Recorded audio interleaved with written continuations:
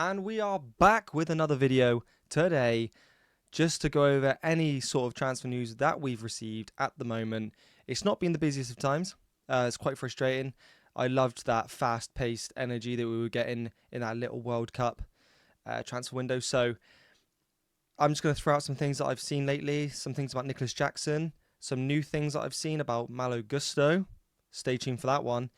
And obviously Kolo Muani. Before we get into everything, just remember there's going to be a giveaway at 1,000 subs. One of these with the badges, if you want them, with whatever number and name on the back. And that's just to give back to you guys for being amazing supporters. Okay, let's get into the first one. Nicolas Jackson. Chelsea have a steep asking price for Nicolas Jackson after a Premier League club entered the race to secure his signature. Now, before we go reading all that information, let's just make this very clear. Apparently, in the last 48 hours, Chelsea have basically put him up for sale. They've had enough. Some guy did a report saying that he's not for sale, but let's not listen to what everyone's saying. I think everyone's just trying to get clickbaited at this, at this stage. I think he needs to go, and I think he'll do wonders somewhere else, maybe in a different league. But he's too erratic. And that's not what we need as a club, especially at the moment. Let's be honest, we're all going into tomorrow's game a little bit shaky. So it's going to be very interesting to see what happens. Do I want to see him go to like a London rival or just anyone in the Premier League? No, I don't want to see him go to another Premier League club. But if it means that we sign someone decent, then 100%. And I'm sure you would agree with that as well. If it's a case of just getting rid of him and then we don't have someone else to replace him, then I don't want to see him go because we need two strikers, especially with what the calendar we've got going into this season. It's crazy. We need that support. And unless he steps his attitude up and he learns to behave in a game, then he can leave. And I'm sure a lot of you will agree with that. But yeah, going back to it. Jackson enjoyed a relatively promising first season at Stamford Bridge following a £32 million move from Villarreal in 2023, scoring 17 goals in all competitions. But the Senegal international went backwards last season, only scoring one Premier League goal in the second half of the campaign. Just to remind you, that looks awful, but then remember what happened to Cole Palmer. He went missing, and he still is missing. The guy can't score for anything, so God, it's frustrating. And if you want to talk about that, go check out my last video. His wastefulness in front of goal has not been his own problem either, with Jackson seeing red in 2 of his last 5 appearances, including Chelsea's Club World Cup defeat to Flamengo. Still sore about that one, and I know you guys are too. On Saturday, it was reported that Juventus had opened talks with Chelsea to discuss a deal for the 24-year-old. Transfer expert Fabrizio Romano says an unnamed Premier League club also showing interest in Jackson. It's definitely Man United. They want everyone at the moment because they've got no aura about them. Transfer expert Fabrizio Romano says an unnamed Premier League club are also showing interest in Jackson, who value at between 55 to 60 million euros. United, stay away. He probably would go there if you offered him the right wages. But let's be honest. We all know it's United. It's either going to be United or Aston Villa because apparently he got managed by Emery at Villarreal. Given Chelsea's steep asking price of around 50 million, Juventus are ready to turn to other targets unless the Blues have shown willingness to lower their demands. Again, you just know it's going to be United that want him and they can have him. But am I threatened by United? I don't know. That will be a video in itself, I reckon, at the end of the transfer window when I do my new Premier League predictions of where I think everyone's going to finish after the transfer window. And I actually think United will do better than I expected with Mbeumo. Yes, even if they sign him, they can't even do that at the moment. And Mateus Cunha. It'll be interesting. It'll be very, very interesting. Right. Jackson. Nicolas, you've gone too far, my friend. As a Chelsea fan and a lover of the club, you've been allowed too much time to think you are him. And, to I think have that feeling that, do you know what? I actually, to scrap that, I think he can't handle the pressure of Delap.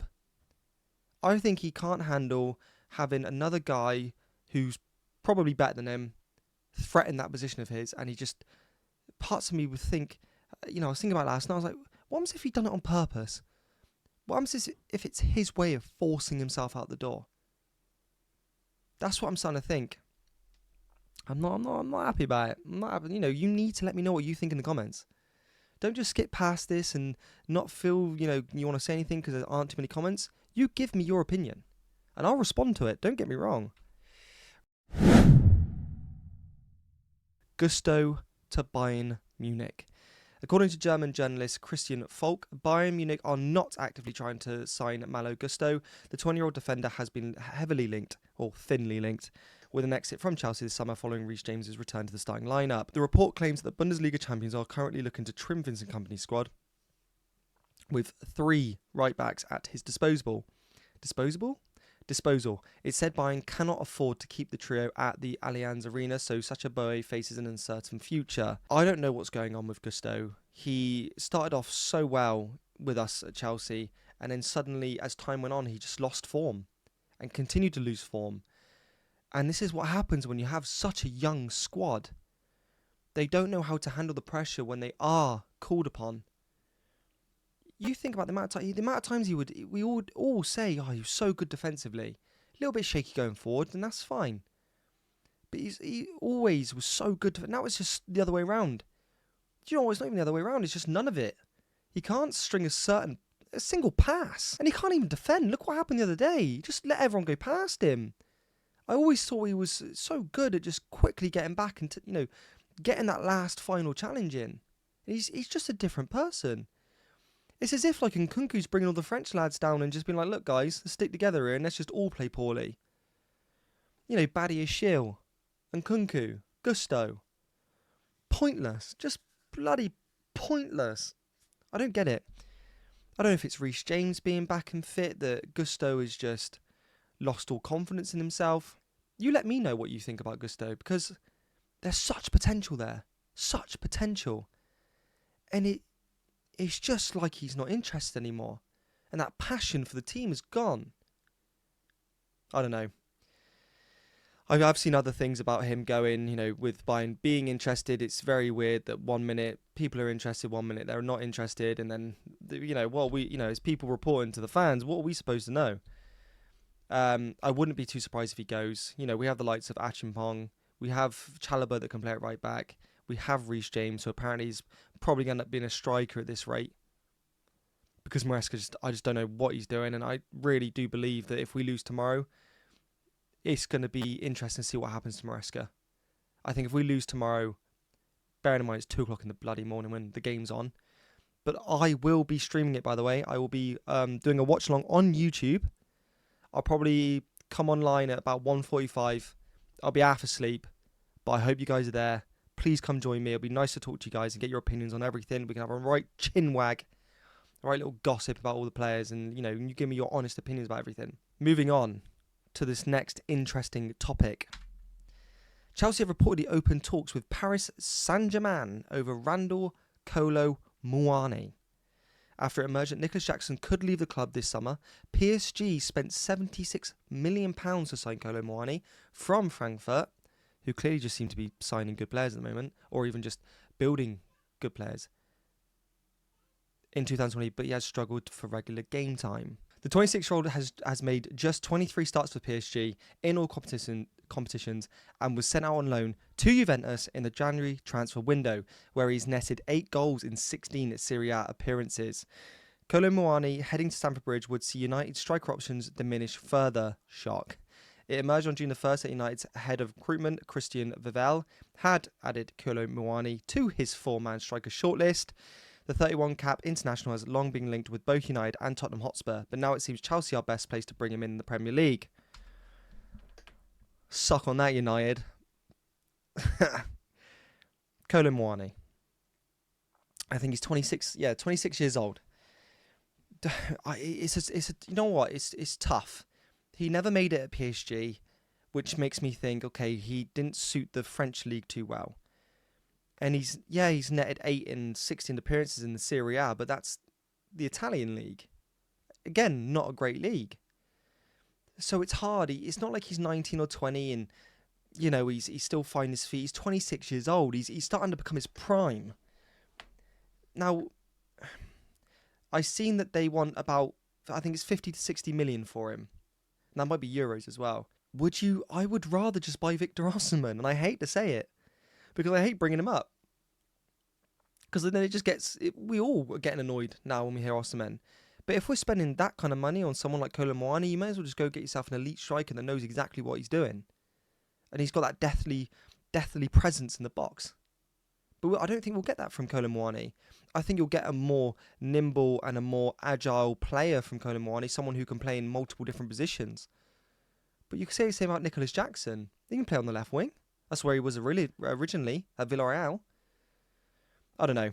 Kolo Muani is a tough one. You know, you guys let me know again in the comments if you think Kolo Muani would suit Maresca's system, which is backwards passing, sideways passing, and just boring passing. We actually just play around the defence. That's not what we don't actually attack. We just give the ball to Colwell and Chalobah and Tosin and let them play with the ball for too long. So yeah, you let me know what you think about Kolo Muani. Let me know if you think he would fit the system well. But yeah, if you guys have gotten this far in the video, please drop a like and subscribe.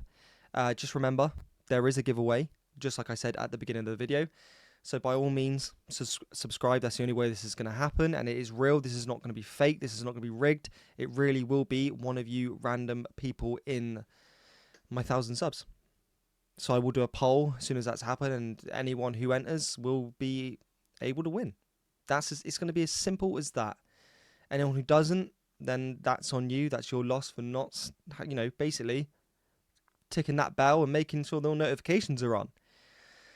So, as far as I'm aware, that's all that there is. You know, things like Morgan Rogers is quiet. Mohamed Kudus is quiet. Mainan, that's just off the table now, apparently. But let's be honest, with that awful performance from Sanchez, again, if you've not heard my rant about that, check out my video I released yesterday. Yeah, it's all emotional at the moment in there. And like I said, I will be streaming the game at 2 o'clock in the morning on Wednesday morning. That is correct. I doubt a lot of you will be awake, but if you are, please come join me. Please come say hi. I will appreciate it. Yeah, apart from that, I will catch you guys in a bit, and I will be releasing a pre-match video tomorrow with my predictions on what my preferred lineup will be. And I tell you what, it will be a preferred lineup. Okay, Maresca, if you're watching this, because obviously you are, why wouldn't you be? I will put out my preferred lineup, and I will let you know what we should be worried about with Tunis and their best 3 players, as I did in my last one. So I'll give you their best 3 players, the people we should be looking out for the most, and a score prediction of what I think the score will be, considering our last failed attempt. So, catch you guys tomorrow in the next video. Peace.